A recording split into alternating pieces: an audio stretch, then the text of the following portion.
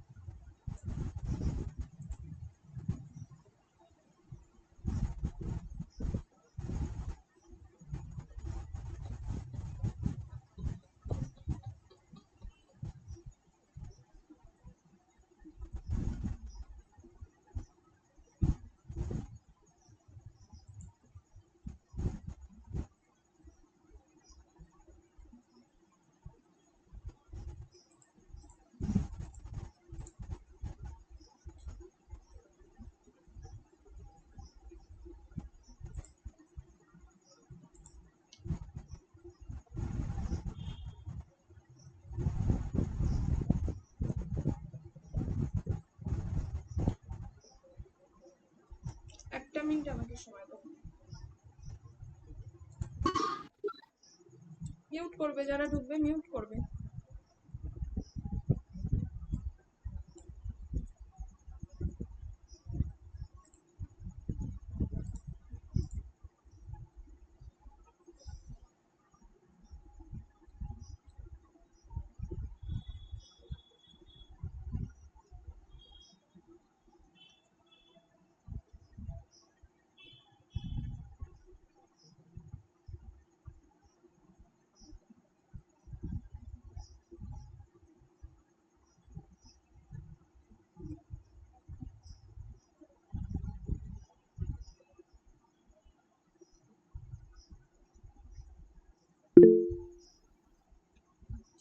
হ্যাঁ, আমি কথা বলছিলাম না।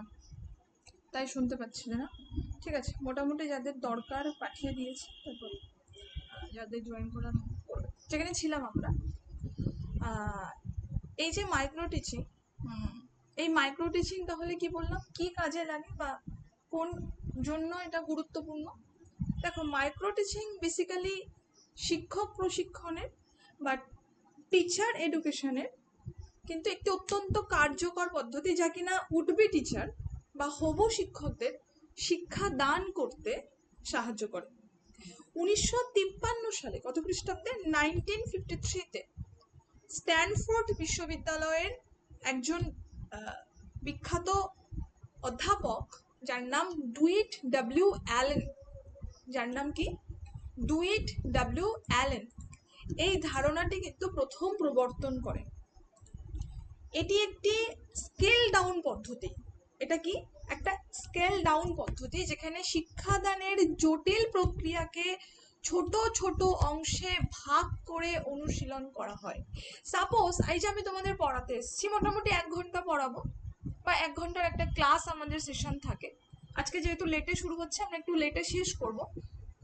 তো এই 1 ঘন্টার ক্লাস যারা একদম শুরু করছে বা যারা একেবারেই শুরু করছে, তারা হয়তো একটানা 1 ঘন্টার ক্লাস নিতে পারবে না। যাদের আগে টিচিং এক্সপিরিয়েন্স না আছে, যাদের আগে টিচিং হ্যাবিট না আছে, সাপোজ কেউ যদি টিউশনেও টিচিং করে, হ্যাঁ, তাদের ক্ষেত্রেও কিন্তু বিষয়টা আলাদা। যখন আমরা খাওয়া শিখেছি, যখন আমরা যে কোনো খাবার খেতে শিখেছি, তখন আমরা একসঙ্গে কিন্তু অনেকটা খাবার খেতে পারতাম না। তখন আমাদের বাড়ির লোকরা কি করতো, আস্তে আস্তে বা অল্প অল্প অল্প অল্প ভাবে কিন্তু আমাদেরকে খাওয়াতেন বা খাওয়াতো। ধীরে ধীরে ধীরে ধীরে ধীরে ধীরে যত সময় গড়িয়েছে আমাদের, তত আমরা দেখেছি যে এই খাওয়াটা আমরা আমাদের পরিমাণ মতন খাচ্ছি, আমরা বাড়াচ্ছি খাওয়াটা। আমরা যখন প্রথম হাঁটতে শিখেছি, তখন কিন্তু আমরা একসঙ্গে অনেকটা কিলোমিটার বা মিটার মিটার করে কিন্তু হাঁটিনি। আমরা হয়তো তখন ধরে ধরে 1 পা 2 পা 1 পা 2 পা করে হেঁটেছি। তারপর ধীরে ধীরে ধীরে ধীরে আমাদের এই হাঁটার এটা আমরা বাড়িয়েছি, লেন্থটা আমরা বাড়িয়েছি নিজেদের মতন করে। তো মাইক্রো টিচিংও কিন্তু ঠিক তাই, মাইক্রো টিচিংও কিন্তু একেবারেই তাই। টিচিং করার আগে, পড়ানোর আগে, সেই ফিল্ডে যাওয়ার আগে, সেই ছোট্ট ছোট্ট যে অংশ, ছোট্ট ছোট্ট যে স্কেল ডাউন বা ছোট্ট ছোট্ট যে স্টেপ, সেটাকেই আমরা বলছি মাইক্রো টিচিং। আমরা দুটো শব্দকে এখানে ব্যবহার করে থাকি আর কি। একটা হচ্ছে মাইক্রো, দেন আর একটা হচ্ছে ম্যাক্রো। মাইক্রোর ক্ষেত্রে আমরা বলছি এই যে স্কেল ডাউন পদ্ধতিটাকে, অ্যান্ড ম্যাক্রোর ক্ষেত্রে আমরা বলছি যখন আমরা একেবারেই প্ল্যান্ড একটি ক্লাস একেবারেই নিই, যেটাকে আমরা বিভিন্ন সময় প্র্যাকটিস টিচিং এর ক্লাস বা ফাইনাল টিচিং এর ক্লাস বলে থাকি, দ্যাট ইজ আবার macro teaching. But micro teaching কিন্তু ওই সেকেন্ড সেমিস্টারে, অর্থাৎ প্রত্যেকটি ট্রেনিং এর, সেটা বিএড হোক চাই ডিএলএড হোক, প্রত্যেকটি ট্রেনিং এর সেকেন্ড সেমিস্টারের কিন্তু এই মাইক্রো টিচিংটা খুব গুরুত্বপূর্ণ। বিকজ থার্ড সেমিস্টারে প্রায় ভারতবর্ষের প্রত্যেকটি বিশ্ববিদ্যালয়, নট অনলি আমাদের পশ্চিমবঙ্গ, প্রায় ভারতবর্ষের প্রত্যেকটি বিশ্ববিদ্যালয়, সেটা দিল্লি ইউনিভার্সিটি হোক, সেটা বেনারস হিন্দু ইউনিভার্সিটি হোক, সেটা আমাদের বিশ্বভারতী ইউনিভার্সিটি হোক, সেটা আর যা যা ইউনিভার্সিটি আছে ভারতবর্ষের বড় বড়, যাই হোক না কেন, যেখানে টিচার ট্রেনিংকে প্রোভাইড করা হয়, যেখানে টিচার ট্রেনিংকে মানে একটা ইনস্টিটিউশন খোলা হয়, প্রত্যেকটি জায়গায় কিন্তু এই থার্ড সেমিস্টারেই কিন্তু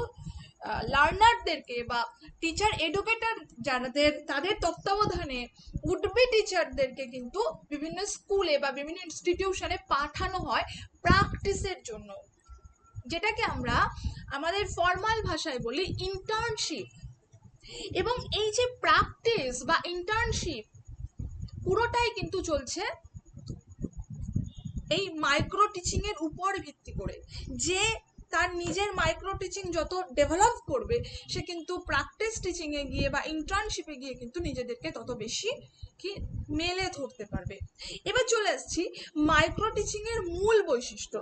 দেখো, এই যে মাইক্রো টিচিং আমি বললাম, সেই মাইক্রো টিচিং এর তো কিছু বৈশিষ্ট্য আছে, রাইট?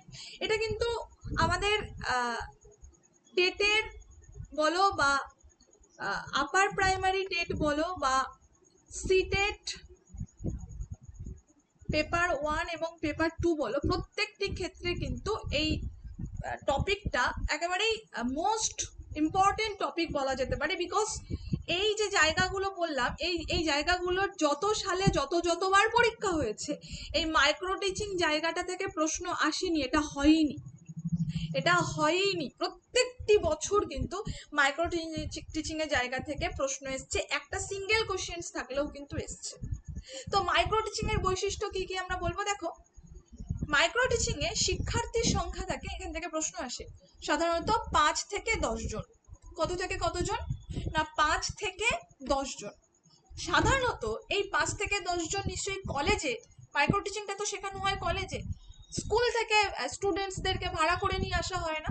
তাহলে কারা শিক্ষার্থী হিসাবে অংশগ্রহণ করে? অবভিয়াসলি তাদের যারা সহপাঠী, তারাই কিন্তু শিক্ষার্থী হিসাবে কি করে? অভিনয় করে। খুব গুরুত্বপূর্ণ, 2025 এর ডিসেম্বরে যে সিটেটটা হয়েছিল সেখানে প্রশ্ন এসেছিল।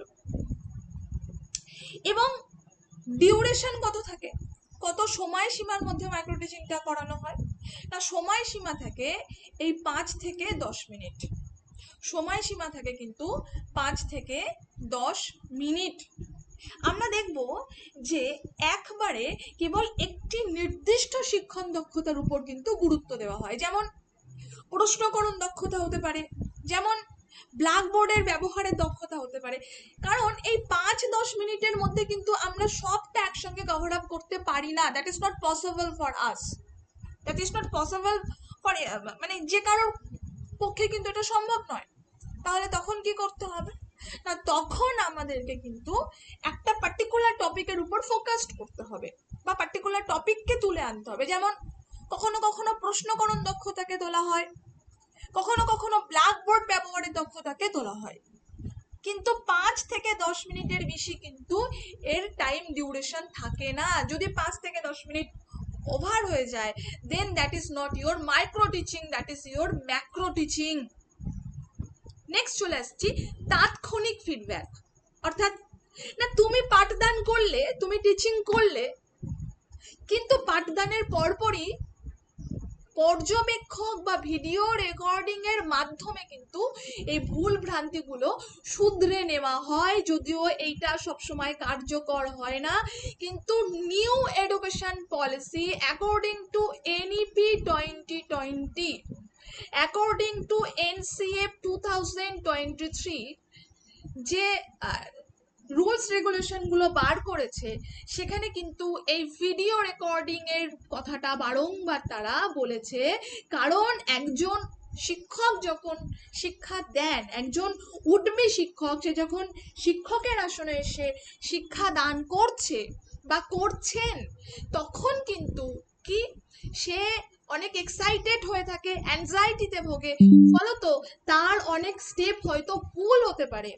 সামনের যারা অবজারভার, যারা স্টুডেন্ট, যারা তার সহপাঠী, যারা অভিনয় করছে, তারা হয়তো বললে সে রিয়ালাইজ করতে পারবে না বা পারছে না যে আমি কোথায় ভুল করেছি। সেটা যদি একটা ভিডিও রেকর্ডিং করা হয় এবং পরবর্তীতে সেই পার্টিকুলার শিক্ষার্থীর ভিডিও রেকর্ডিং পার্টিকুলার শিক্ষার্থীকেই প্রোভাইড করা হয়, দেন সে কিন্তু রিয়ালাইজ করে নেবে, কারোর বলার প্রয়োজনই হবে না যে তার কোথায় ভুল ছিল, কোথায় ভুল ছিল না।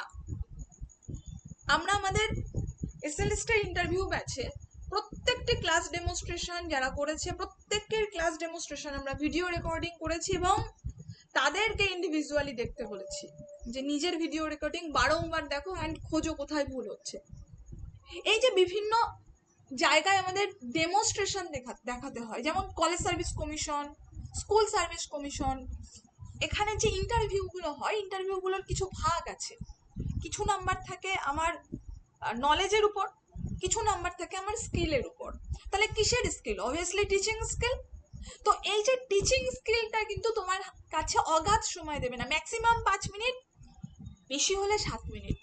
কি বললাম? ম্যাক্সিমাম 5 মিনিট, একটু যদি এক্সামিনারের বা ইন্টারভিউয়ার্সের যদি ভাল লাগে ক্লাস, দেন 7 মিনিট, 10 মিনিট নইব চ। সেটা কলেজ সার্ভিস কমিশন হোক চাই স্কুল সার্ভিস কমিশন হোক।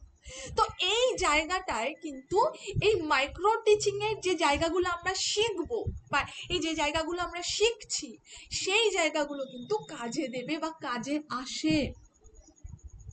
I think is it clear? Next চলে আসছি micro teaching cycle. That is also important for কি বলবো, that is also important for NTA NET,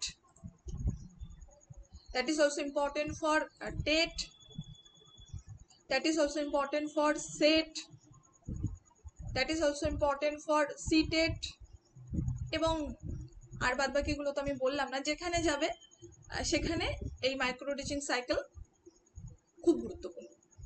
দেখো আমাদের যে NCERT আছে, এই NCERTর আবার অনেকগুলো রিজিওনাল সেন্টার আছে।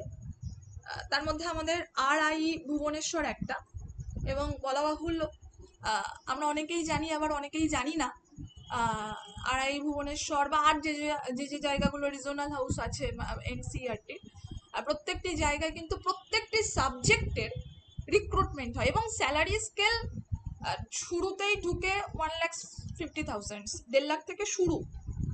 স্যালারি স্কেল জাস্ট যেদিন ঢুকবে সেদিন থেকে 1.5 লাখ থেকে শুরু। তো সেখানে বাংলা আছে, সংস্কৃত আছে, উর্দু আছে, হিন্দি আছে, উড়িয়া আছে, অসমিয়া আছে, ল্যাঙ্গুয়েজ তো ছেড়েই দিলাম, প্রত্যেকটি ল্যাঙ্গুয়েজ আছে।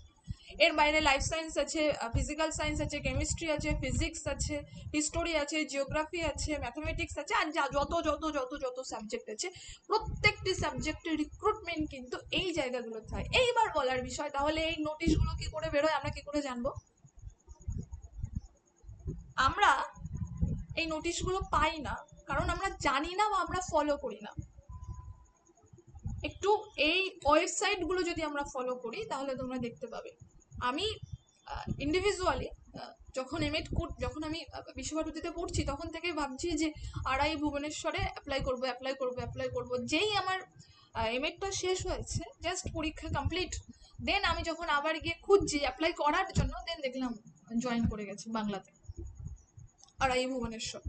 ঠিক আছে, তো এই যে বিষয়টা, ঠিক আছে, অনেক অনেক জায়গা আছে, তো আমি জাস্ট মনে পড়লো বলে দিলাম, একটু মাথায় রেখো জায়গাটা। তো এই যে NCERT, এই NCERT অনুযায়ী মাইক্রো টিচিং এর একটি পূর্ণাঙ্গ চক্র কিন্তু 36 মিনিটের হয়,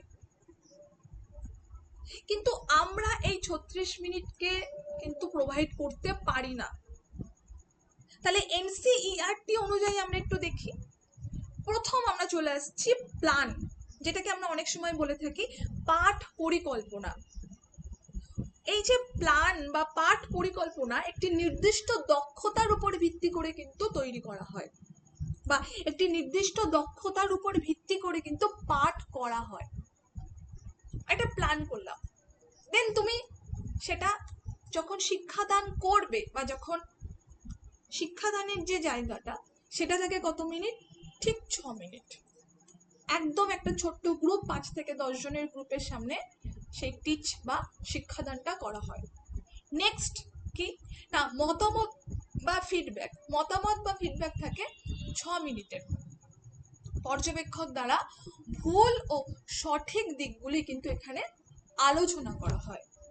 নেক্সট কি না, রিপ্ল্যান, অর্থাৎ পুনরায় পাঠ পরিকল্পনা।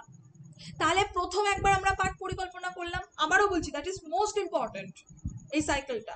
দেন আমরা টিচ করলাম, দেন আমরা ফিডব্যাকে আসলাম। এই যখন ফিডব্যাক দিলাম তখন কিন্তু পর্যবেক্ষক বা অবজারভার যারা থাকবে বা এই যেসব সহপাঠীরা শিক্ষার্থীর ভূমিকায় সেখানে অভিনয় করছিল, অ্যাক্ট করছিল, তারা কিন্তু প্রত্যেকেই ভুল ও সঠিক দিকগুলো আলোচনা করবে। আমরা বলি না যে প্রত্যেকটি ক্লাসের পরে আছে, ক্লাসের কোথাও কি সমস্যা থাকলে তোমরা বলো, কোথায় সমস্যা রয়েছে বলো, ইত্যাদি ইত্যাদি, এই কমেন্টগুলো কিন্তু আমি পাস করি। তো যখন আলোচনা করা হচ্ছে তখন দেখা গেল কিছু ভুল ত্রুটি বেরিয়ে আসলো। আসতেই পারে, মানুষ মাত্রই ভুল হয়, ভুল করা আমাদের অধিকার, কিন্তু এক ভুল বারবার নয়। তো যখনই তারা ভুল ও সঠিক দিকগুলো দেখে নিল তখন কিন্তু সেই যে উডবি টিচার, সেই যে উডবি শিক্ষক, তাকে পুনরায় আবার পাঠ পরিকল্পনা করতে বলা হলো।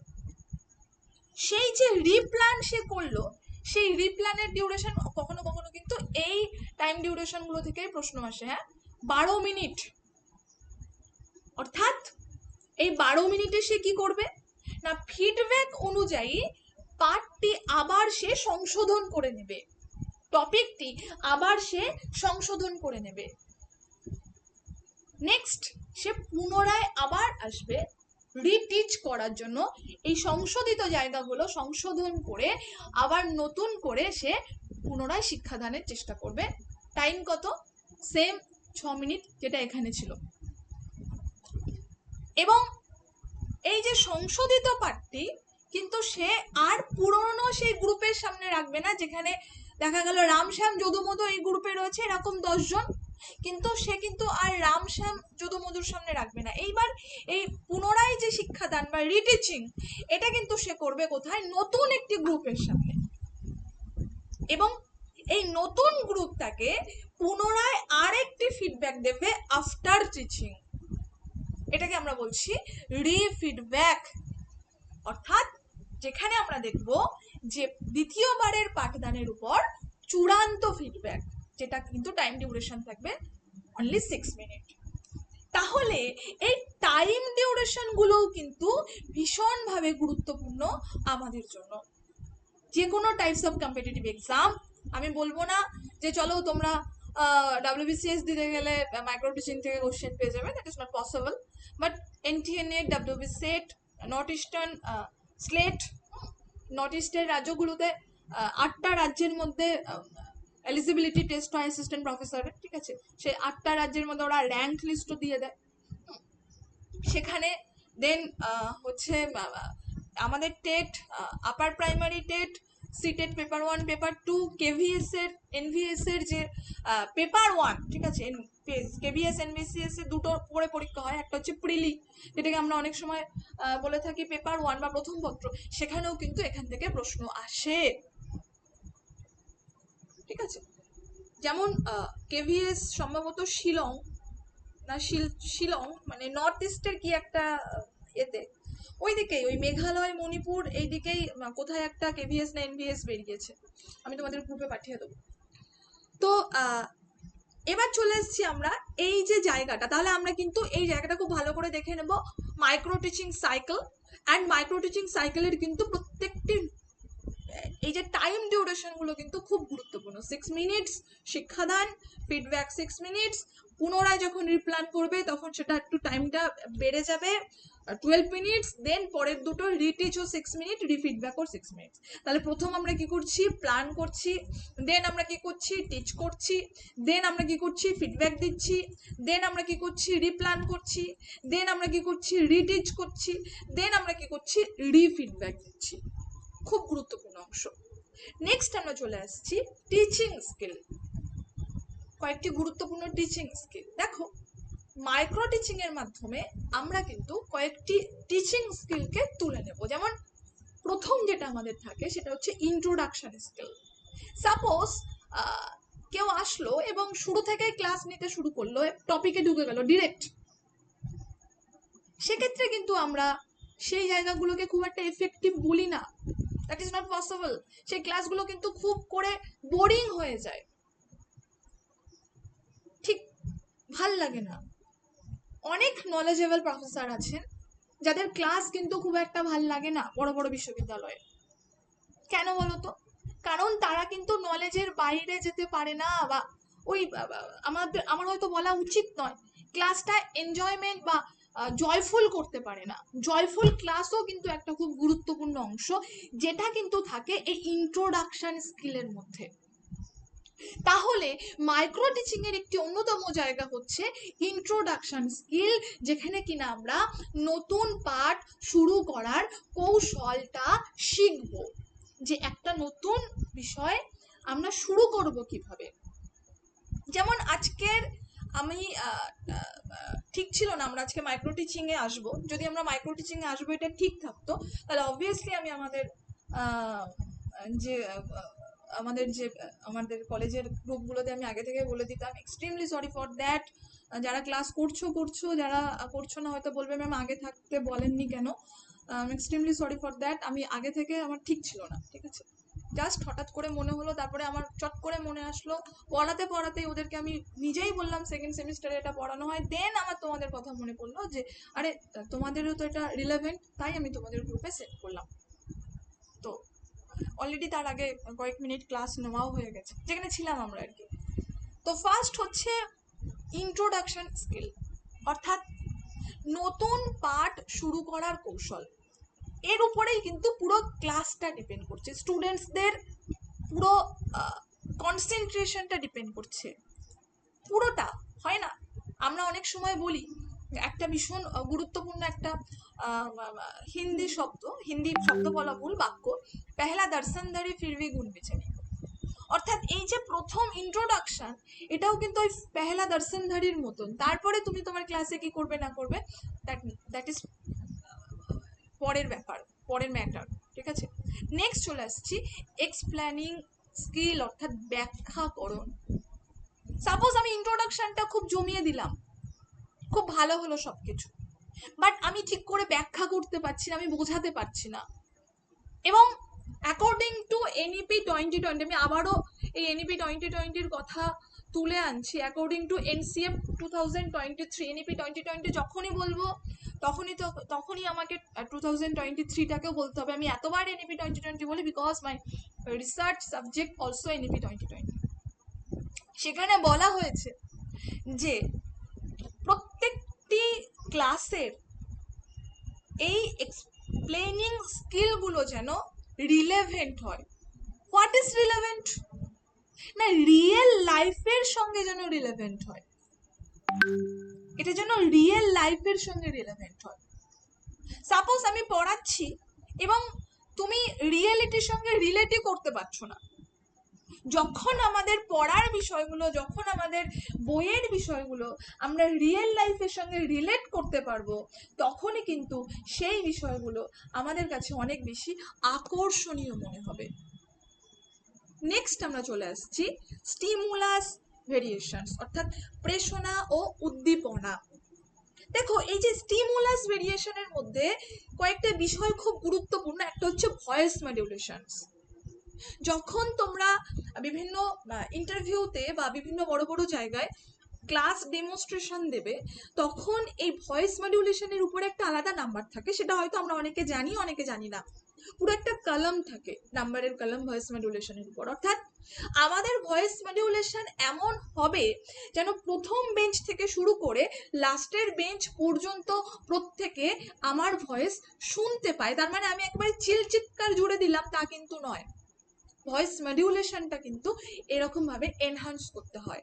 এবার সেটা কিন্তু একদিনে সম্ভব নয়, দ্যাট ইজ নট পসিবল।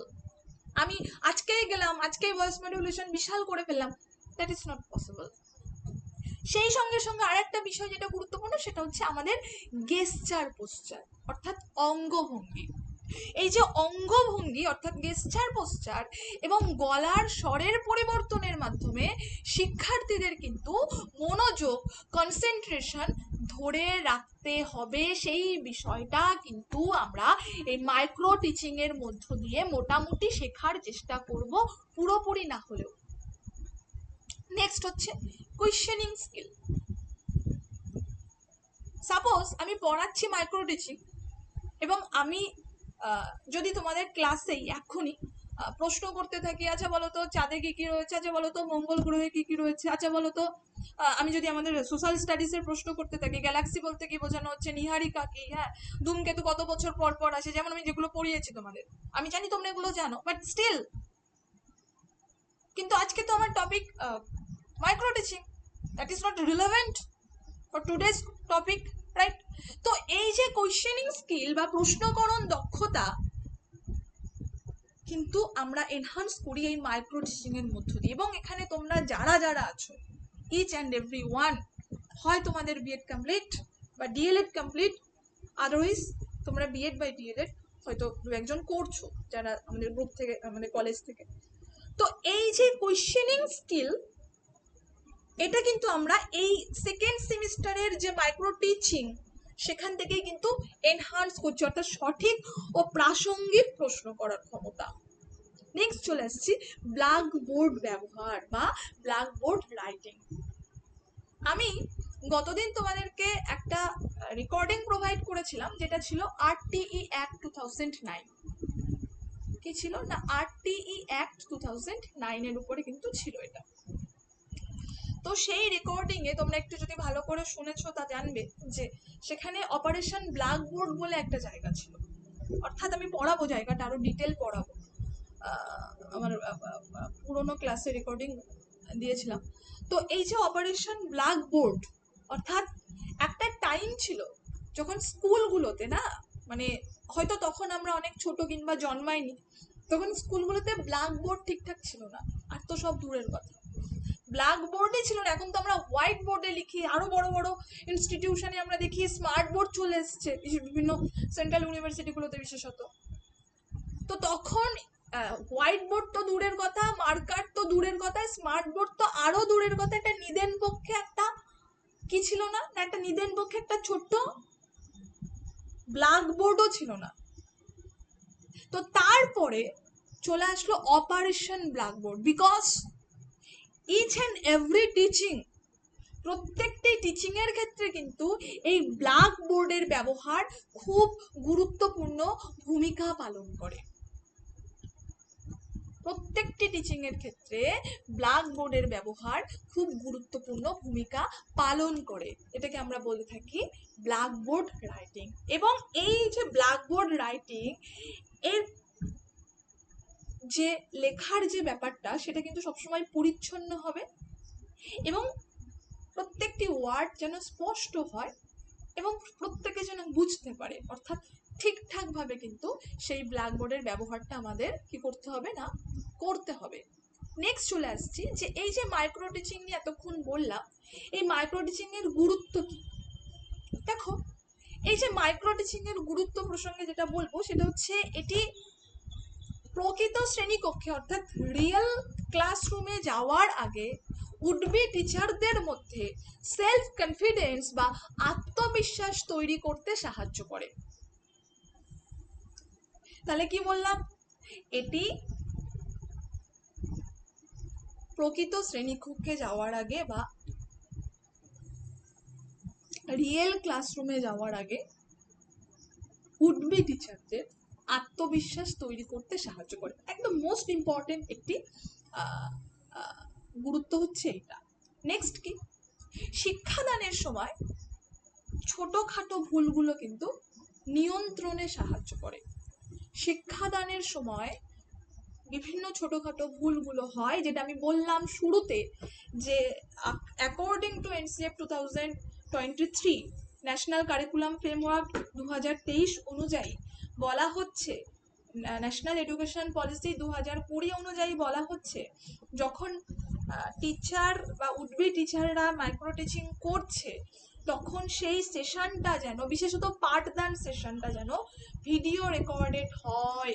যদিও বা সেটা সবসময় করা পসিবল হয় না, কিন্তু এই উডবি টিচারদের নিজের দায়িত্বে ভিডিও রেকর্ডিংটা করতে হবে। কেন? কারণ সাপোজ আমি তোমাদেরকে পড়াচ্ছি, আমার ভুল ভ্রান্তি হতেই পারে, না হওয়ার কিছু নয়, মানুষ মাত্রই ভুল হয় এবং পড়ানোর সময় এক্সাইটমেন্ট ইত্যাদি ইত্যাদিতে বিভিন্ন স্লিপ অফ টাং, বিভিন্ন শব্দ বা বিভিন্ন ভুল ইনফরমেশন অনেক সময় বেরিয়ে যায়। কিন্তু একটা পার্টিকুলার রেকর্ডিং যদি আমরা নিজেরা শুনি, যেটা আমার নিজের, যেমন আমি তোমাদেরকে যখন রেকর্ডিং প্রোভাইড করি, ইচ অ্যান্ড এভরি রেকর্ডিং এর আগে কিন্তু আমি রেকর্ডিংটা মোটামুটি একটু শুনি যে সব ঠিকঠাক আছে কিনা, তারপরে আমি প্রোভাইড করি। এমন অনেক রেকর্ডিং আছে যেগুলো আমার নিজের শুনতেই খুব ভালো লাগে, আবার কিছু কিছু রেকর্ডিং আছে আমার নিজেরই ভালো লাগে না, ঠিক আছে। অর্থাৎ কি না, এই রেকর্ডিং বা ভিডিও রেকর্ডিং যখন আমরা শুনবো তখন আমরা নিজেদের ভুল নিজেরা ডিটেক্ট করতে পারবো, তাই না? আমাদের কারোর বলে দেওয়ার প্রয়োজন হচ্ছে না যে তুই এখানে ভুল করেছিস, আর বললেও বা তুমি এখানে ভুল করেছো বা আপনি এখানে ভুল করেছেন বললেও যারা ওভার কনফিডেন্ট হয়ে থাকে তারা অনেক সময় বিশ্বাস করে না, আর আমি ভুল করতেই পারি না, এরকম পাবলিক আছে। তো নিজের রেকর্ডিং যদি কেউ নিজে শোনে তাহলে কিন্তু সে যদি সেন্সেবল হয় আর অবভিয়াসলি একজন উড বি টিচার, তাকে সেন্সেবল হতেই হবে, সে কিন্তু অবভিয়াসলি নিজেই ডিটেক্ট করবে যে আমার এইখানটায় ভুল হয়েছে, এই জায়গাটা আমাকে ঠিক করতে হবে। এর থেকে ভালো উপায় হতেই পারে না। এটা আগে ছিল না, এটা 2020 থেকে একটা সাজেশন দিয়েছে সেন্ট্রাল গভর্নমেন্ট এনইপি 2020-র মধ্যে দিয়ে।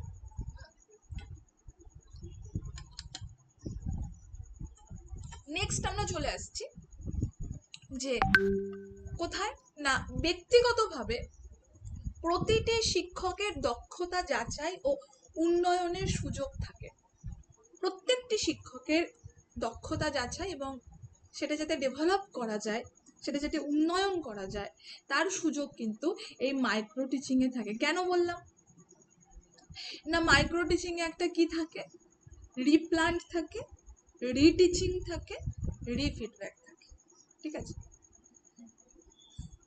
এইবার চলে আসছি আমরা কোথায় না, আমরা চলে আসছি মাইক্রো টিচিংয়ের একেবারেই বইয়ের যে সংজ্ঞাগুলো থাকে সেই সংজ্ঞা অনুযায়ী। আমি একেবারেই শুরুতে বলেছিলাম যে স্ট্যানফোর্ড ইউনিভার্সিটিতে কিন্তু প্রথম এই মাইক্রো টিচিংয়ের মানে কনসেপ্টটা আসে। এটা কিন্তু প্রথম সারা পৃথিবীর মধ্যে যেখানে আসে সেটা হচ্ছে স্ট্যানফোর্ড ইউনিভার্সিটি। খুব মানে স্ট্যানফোর্ড ইউনিভার্সিটির এডুকেশন সিস্টেম, বিশেষত এডুকেশন ডিপার্টমেন্ট খুব বড়। স্ট্যানফোর্ড ইউনিভার্সিটি খুব গুরুত্বপূর্ণ একটা স্ট্যানফোর্ড ইউনিভার্সিটি খুব গুরুত্বপূর্ণ একটা কি বলবো মানে অংশ এডুকেশনের ক্ষেত্রে। তো এই মাইক্রো টিচিং হলো একটি কি বলবো না প্রশিক্ষণ পদ্ধতি, যেখানে শিক্ষক স্বল্প সময় 5 থেকে 10 মিনিট, সীমিত শিক্ষার্থী 5 থেকে 10 জন এবং নির্দিষ্ট একটি শিক্ষণ দক্ষতা বা টিচিং স্কিল অনুশীলন করে প্রথম তৈরি হচ্ছে এটা স্ট্যানফোর্ড ইউনিভার্সিটিতে। একেবারেই যে জিনিসগুলো পড়ালাম সেগুলো ছোট আকারে, স্বল্প সময়ের ক্লাস, সীমিত বিষয়বস্তু থাকে, আমি আর ডিটেল পড়াচ্ছি না, অলরেডি পড়িয়ে দিচ্ছি। কম সংখ্যক শিক্ষার্থী, তাদের নিজেদের সহপাঠীরা অভিনয় করে, অ্যাক্ট করে, নির্দিষ্ট একটি দক্ষতার উপর ফোকাস করা হয়। সেটা প্রশ্নকরণ দক্ষতা হোক, সেটা তোমার মানে ব্যাখ্যাকরণ দক্ষতা হোক, বা সেটা ব্ল্যাকবোর্ডের দক্ষতা হোক। নেক্সট, ফিডব্যাকের মাধ্যমে উন্নতি স্তরে যাওয়া যায়। তো এর এই যে 6টা স্টেপ, এই 6টা স্টেপ আমি বলবো এর পাশে যত খুশি স্টাইল লাগিয়ে রাখতে পারো রাখবে। ঠিক আছে, প্ল্যানিং বা পরিকল্পনা, টিচিং বা পাঠদান, প্রতিক্রিয়া বা ফিডব্যাক, পুনঃপরিকল্পনা বা রিপ্ল্যানিং, রিটিচিং বা পুনরায় পাঠদান, অ্যান্ড রিফিডব্যাক বা পুনরায় প্রতিক্রিয়া। এই চক্র কিন্তু বারবার চলতে থাকে যতক্ষণ না কিন্তু সেই টিচার পরিপূর্ণভাবে স্কিলড হয়ে উঠছে, অর্থাৎ সেই টিচার যতক্ষণ না পর্যন্ত সে নিজেকে সেই আত্মবিশ্বাসের শিখরে নিয়ে যেতে পারছে। ঠিক আছে, তো এই যে টিচিং স্কিল, এই টিচিং স্কিল বলতে কি বোঝানো হচ্ছে? দেখো, ফার্স্ট হচ্ছে যেটা বলেছিলাম যে পাঠ শুরু করার কৌশল, বা সেটা ইন্ট্রোডাকশন, বা সেটা ইন্ডাকশনও অনেক সময় আমরা বলি। নেক্সট, এক্সপ্লেনেশন স্কিল, অর্থাৎ ব্যাখ্যা করার দক্ষতা, questioning skill, reinforcement skill, that is also important. Reinforcement skill অনেক সময় আমরা টিচাররা না এটা ভুলে যাই আমরা সিরিয়াসলি। কেন? আমাদের মনে হয় দূর, আমাদের তো সিলেবাস শেষ করার কথা, আমরা পড়িয়ে দিয়ে চলে যাই।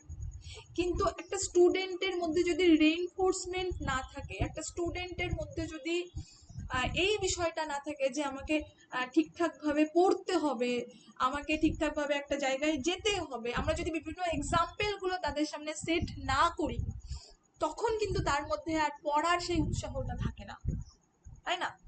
যখন আমরা বিশ্বভারতীতে পড়তাম, আমার বারবার এই ইনস্টিটিউশনের নাম নিতে ইচ্ছা করে একটাই কারণে, তখন আমাদেরকে বারবার করে মানে এখানে বিশেষত একজন প্রফেসর ডক্টর সরিতা আনন্দ, তিনি বারবার করে প্রত্যেকটি ক্লাসে অন্তত 5 থেকে 10 মিনিট হলেও বলতো যে এখানে এখানে এই ভ্যাকান্সি বেরোয়, ওখানে ওখানে এই ভ্যাকান্সি বেরোয়, এই ওয়েবসাইট থেকে ওই সব জায়গায় ফর্ম ফিল আপ করতে হয়, তার জন্য এই কোয়ালিফিকেশন লাগে, জলদি করো জলদি করো, हमारा पास ज़्यादा টাইম নেই হ্যায়। ঠিক আছে, তো এই যে জায়গাটা, অর্থাৎ আমরা তো তখন থেকে জানতে পারছি। ধরো কেউ একটা প্রাইমারি স্কুলে পড়ছে, সে তো জানে না যে ভারতবর্ষের কোথায় কোথায় আইআইটি রয়েছে, কোথায় কোথায় আইআইএম রয়েছে, কি কি রয়েছে আমরা জানি না।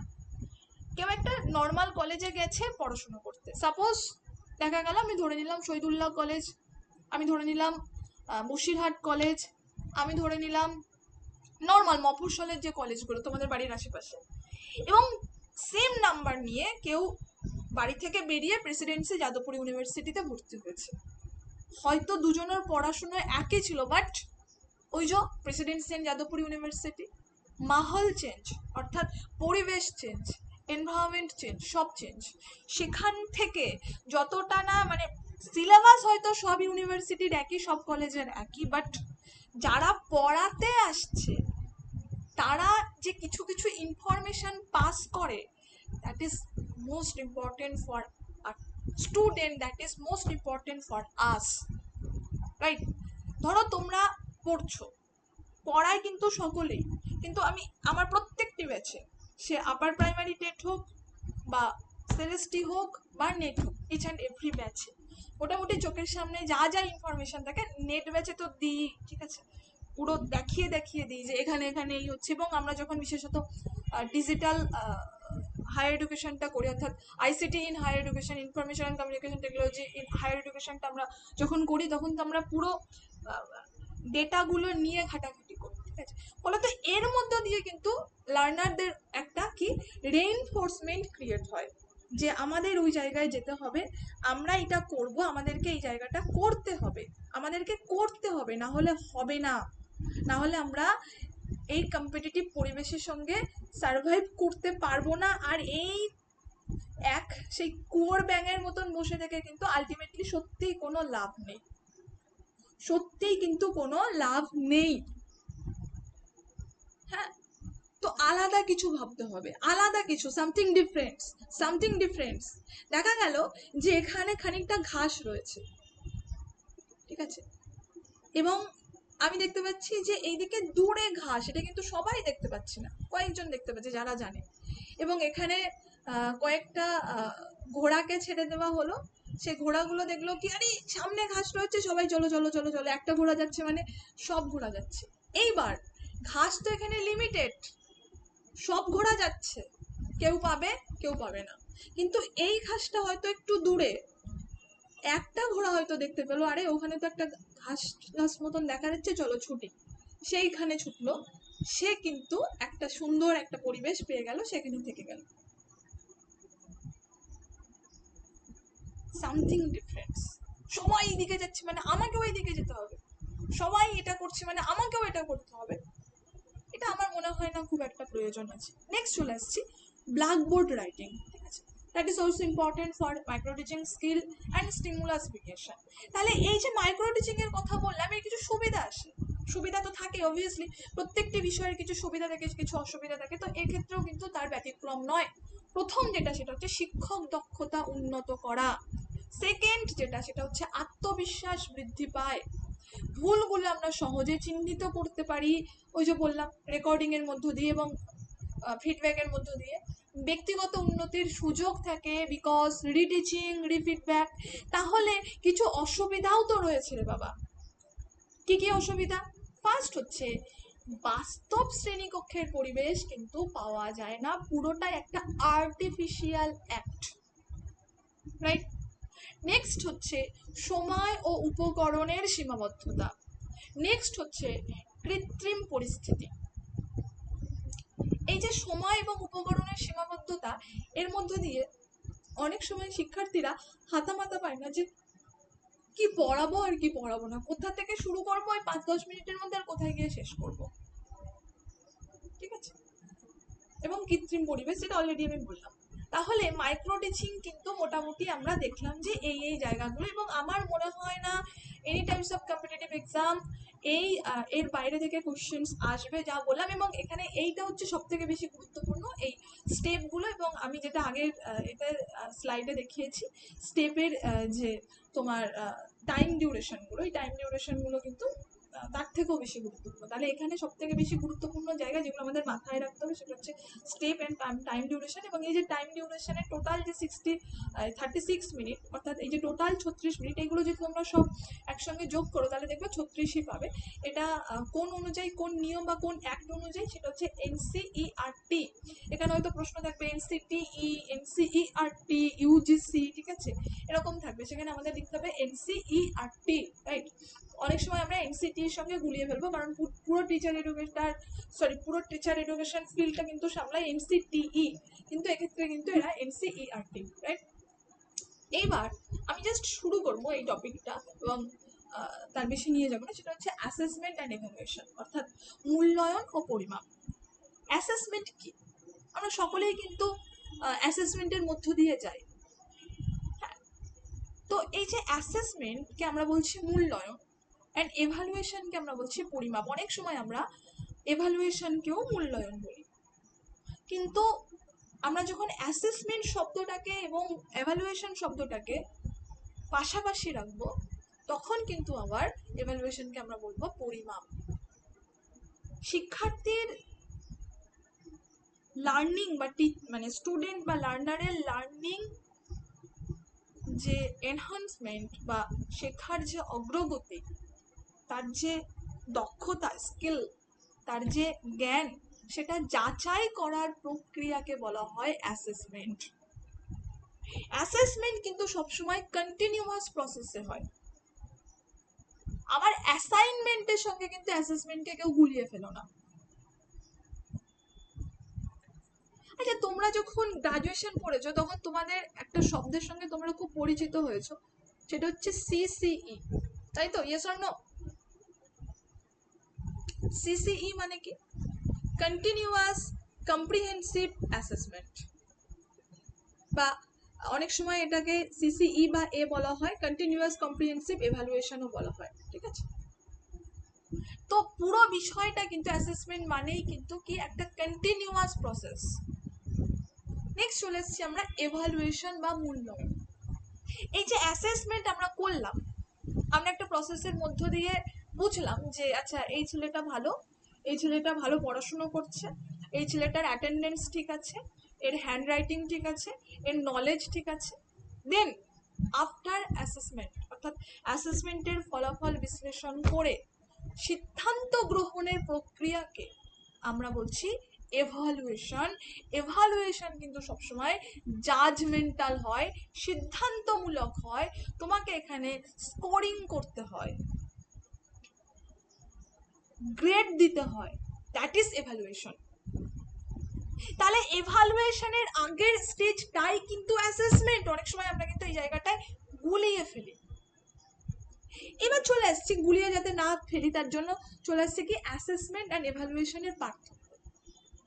দেখো যেটা বললাম যে অ্যাসেসমেন্ট কিন্তু চলতেই থাকছে। দেখা গেল একটি ক্লাসে 30টা ক্লাস হলো, সাপোজ একটা পার্টিকুলার সেমিস্টারে, দেখা গেল সেমিস্টার 4-এ 30টা টোটাল ক্লাস হলো একজন টিচারের, ঠিক আছে? তো সেই টিচার 30টা ক্লাস করালেন সেমিস্টার 4-এ, এবং এই 30টা ক্লাসে কিন্তু সে বুঝে গেল যে সেমিস্টার 4-এ যে 40 জন স্টুডেন্ট রয়েছে, এই 40 জন স্টুডেন্টের মধ্যে কে কেমন, that is assessment. Each and every time, each and every day যখন আমরা কি করছি, অ্যাসেস করছি, that is continuous. But evaluation, এই অ্যাসেসমেন্টের উপর ভিত্তি করে আফটার অ্যাসেসমেন্ট যখন ফর্মালি আমরা একটা প্রশ্নপত্র প্রোভাইড করি এবং তারপরে ভিত্তি করে আমরা একটা চূড়ান্ত সিদ্ধান্ত নিই, তখন সেটাকে আমরা বলছি এভালুয়েশন। উদ্দেশ্য কি থাকে, অবজেক্টিভস না, এটা অ্যাসেসমেন্ট হচ্ছে শেখার উন্নতির, তা এখানে কিন্তু দেখা হয়, কিন্তু এভালুয়েশনে যেটা দেখা হয় সেটা হচ্ছে কি না, ফল নির্ধারণটাকে কিন্তু দেখা হয়, অনলি রেজাল্ট। এভালুয়েশনে কিন্তু রেজাল্ট, কিন্তু অ্যাসেসমেন্টে দেখা হচ্ছে তোমার শেখার উন্নতি।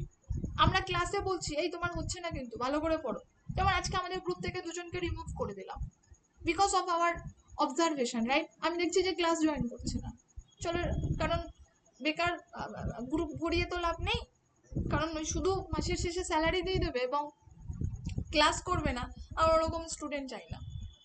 নেক্সট চলে আসছে দৃষ্টিভঙ্গি। দৃষ্টিভঙ্গির ক্ষেত্রে আমরা কি দেখছি না, দৃষ্টিভঙ্গির ক্ষেত্রে আমরা দেখছি অ্যাসেসমেন্ট মানেই কিন্তু গঠনমূলক, অ্যান্ড এভালুয়েশন মানে কি বিচারমূলক।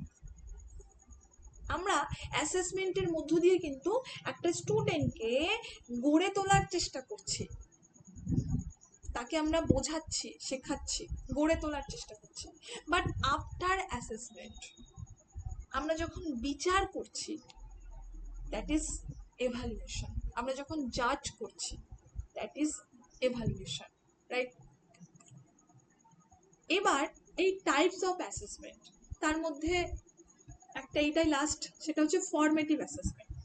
দেখো ডিউরিং ক্লাস, যেটা আমি বারংবার বলি, একটা গুরুত্বপূর্ণ শব্দ, সেটা হচ্ছে during class. During class, during class, এই শব্দটা আমি বারংবার বলি, অর্থাৎ ক্লাসের মাঝে। এই শব্দটা আমি বলি কেন, কারণ কম্পিটিটিভ পরীক্ষাগুলোতে না এই শব্দটা দিয়েই প্রশ্ন আসে। দেখে নিও এনটিএ নেট পেপার 1, দেখে নিও সিটেট পেপার 1, পেপার 2। এই শব্দটা কিওয়ার্ড বলতে পারো ফর্মেটিভ অ্যাসেসমেন্ট, ফর্মেটিভ এভালুয়েশনে, ডিউরিং ক্লাস। অর্থাৎ ক্লাস চলাকালীন, ক্লাসের মাঝে যখন আমরা স্টুডেন্টসদের, যখন আমরা লার্নারদের মনোযোগ ঠিকঠাক আছে কিনা, কনসেন্ট্রেশন ঠিকঠাক আছে কিনা, সেটা অ্যাসেস করি, সেটা যাচাই করি, তখন সেটাকে আমরা বলছি ফর্মেটিভ অ্যাসেসমেন্ট। বেশিরভাগ ক্ষেত্রে কিন্তু ক্লাস চলাকালীন হয়। কিসের মধ্যে দিয়ে হয়? চট করে যেটা পড়ালাম তার উপরে একটা প্রশ্ন জিজ্ঞাসা করলাম, আমি কিন্তু তোমাদেরকে করিও। চট করে যেটা পড়ালাম তার উপরে আমি একটা কোয়েশ্চেন থ্রো করলাম,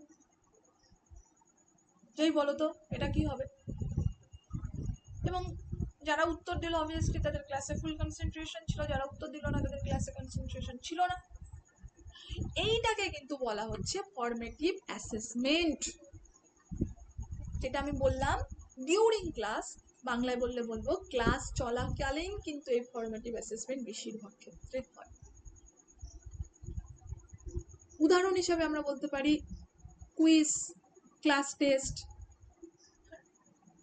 নেক্সট সাবমেটিভ অ্যাসেসমেন্ট বা সারাংশমূলক শিক্ষা।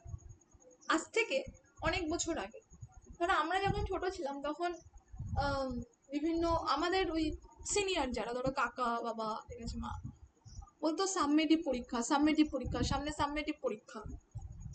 অর্থাৎ এই যে ফর্মটা পরবর্তীতে অনেক সময় আমরা ভুলে যাই, আমরা এই ফর্মটাকে এখন টেনে নিয়ে গেছি কি বলতো, সেমিস্টার এক্সামে।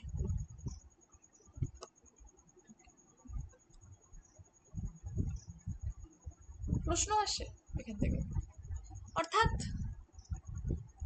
প্রত্যেকটি কোর্স শেষে, সেমিস্টার 1 তোমার একটা কোর্সের ডিউরেশন, আফটার সেমিস্টার 1, দোষ এটা লেখাটা গন্ডগোল হয়ে যাচ্ছে, দাঁড়াও, আফটার সেম 1 তোমাকে একটা এক্সাম হয়, রাইট? এবং এই এক্সামটা দুভাবে হয়, ইন্টারনাল অ্যান্ড এক্সটার্নাল। তো এই যে আফটার সেমিস্টার আমরা এক্সাম দিচ্ছি, internal and external, that is our সাবমেটিভ assessment. একটা কোর্সের শেষে হচ্ছে, এবং এই এক্সামের মধ্য দিয়ে তোমাদের গ্রেড আসছে, গ্রেড এ না গ্রেড বি, তুমি কত পেয়েছো, ঠিক আছে, তোমার সিজিপিএ কত, ঠিক আছে, বা এসজিপিএ, সরি সেমিস্টার এসজিপিএ আসে, ঠিক আছে, এসজিপিএ কত, সেই এসজিপিএ নিয়ে আমরা সিসিই যখন পড়াবো তখন পড়াবো এসজিপিএ, সিজিপিএ। এটা বললাম ফাইনাল পরীক্ষা, সেমিস্টার এক্সাম, এগুলো। নেক্সট আরেকটা অ্যাসেসমেন্ট আছে, সেটা হচ্ছে ডায়াগনস্টিক অ্যাসেসমেন্ট। আমরা যখন রাস্তা দিয়ে যাই একটু খেয়াল করো তো, হসপিটালের আশেপাশে প্রচুর দোকান থাকে এবং সেখানে লেখা থাকে diagnosis centre, diagnosis centre, diagnosis centre. এই শব্দটা থাকে কেন থাকে? কারণ এই জায়গাগুলোতে বিভিন্ন রোগীর রোগ নির্ণয় করা হয় বিভিন্ন পরীক্ষা নিরীক্ষার মাধ্যমে। তো সেম কনসেপ্ট আমি যদি মনে রাখি ডায়াগনস্টিক অ্যাসেসমেন্টের মধ্য দিয়ে, অর্থাৎ শিক্ষার্থীদের মধ্যেও কিন্তু অনেক রকমের দুর্বলতা থাকে, উইকনেস থাকে। সেই দুর্বলতা বা উইকনেস যখন আমরা বিভিন্ন অ্যাসেসমেন্টের মধ্য দিয়ে ডিটেক্ট করার চেষ্টা করব, নির্ণয় করার চেষ্টা করব, আইডেন্টিফাই করার চেষ্টা করব, তখন কিন্তু সেটাকে আমরা বলছি ডায়াগনস্টিক অ্যাসেসমেন্ট। চলে এসেছি যে এই অ্যাসেসমেন্টের টুলস কি। এর ক্ষেত্রে আমরা বলবো যে এই টুলস যখনই বলছি সেই সঙ্গে আমরা আরেকটা শব্দ বলছি, সেটা হচ্ছে technique. Tools and technique difference আছে, বহু ডিফারেন্স আছে টুলস অ্যান্ড টেকনিক। আমি আজকে টুলস নিয়েই বলি। তো এই অ্যাসেসমেন্টের যে উপকরণ বা টুলসগুলোর মধ্যে ফার্স্ট যেটা আছে সেটা হচ্ছে লিখিত পরীক্ষা, মৌখিক পরীক্ষা, অবজারভেশন, চেকলিস্ট, রেটিং স্কেল, এগুলো কিন্তু সব কি না অ্যাসেসমেন্টের টুলস, রাইট? এই চেকলিস্ট বলতে আবার একটা প্রশ্ন চলে আসে আমাদের অনেক সময়। আজকে আমি এইটুকুনি করে রেখে দেবো। আমরা যখন ঘুরতে যাই তখন আমরা না একটা লিস্ট করি, চলো জুতো নিয়েছি, ঠিক আছে, চলো জলের বোতল নিয়েছি, ঠিক আছে, চলো মোবাইল চার্জার নিয়েছি, ল্যাপটপ নিয়েছি, ইত্যাদি ইত্যাদি ইত্যাদি, 1 2 3 4 5 6 7 এরকম লিস্ট থাকে আমাদের। এবং আমরা ঘুরতে যাওয়ার আগে একবার মিলিয়ে দেখি, যারা সত্যি প্রফেশনালি ঘুরতে যায় প্রত্যেক বছর বছর, ঠিক আছে, বা প্রত্যেক 6-7 মাস অন্তর, আচ্ছা জুতো নিলাম তো, আচ্ছা বোতল নিলাম তো, আচ্ছা মোবাইল চার্জার নিলাম তো, আচ্ছা ল্যাপটপ নিলাম তো, আচ্ছা ব্যাগ নিলাম তো, এই নিলাম তো, ওই নিলাম তো, একটা তুমি লিস্ট, সেটাকে তুমি চেক করছো, নিলাম তো নিলাম তো নিলাম তো নিলাম তো নিলাম তো। এটাকে যখন আমরা এডুকেশনের ক্ষেত্রে করব, শিক্ষা দানের ক্ষেত্রে করব, অ্যাসেসমেন্টের ক্ষেত্রে করব, এভালুয়েশনের ক্ষেত্রে করব, সেটাকে আমরা বলছি এডুকেশনাল চেকলিস্ট। যখন আমরা ঘুরতে যাওয়ার জন্য করছি তখন আমরা চেকলিস্ট বলছি। অনেকে বাজারে যায়, বাজারে যাওয়ার সময়ও কিন্তু এরকম একটা ফর্দ বাড়ি থেকে দিয়ে দেয়, এইগুলো নিয়ে আসবি, এবং ছেলেটা বাজারে যাচ্ছে, সামনে হাতে একটা ফর্দ নিয়ে আছে, এইগুলো আনতে হবে, ঠিক আছে, এগুলো নিয়ে আসবো। এবং নেওয়ার পরে সে আবার ফর্দটা বার করে দেখছে, আচ্ছা এটা নিলাম তো, এটা নিলাম তো, এটা নিলাম তো, এটা আছে তো, এটা আছে তো, একবার মিলিয়ে দেখে দোকানদারকে দিল, একবার মিলিয়ে দেখো তো সব ঠিক আছে কিনা। That is check list.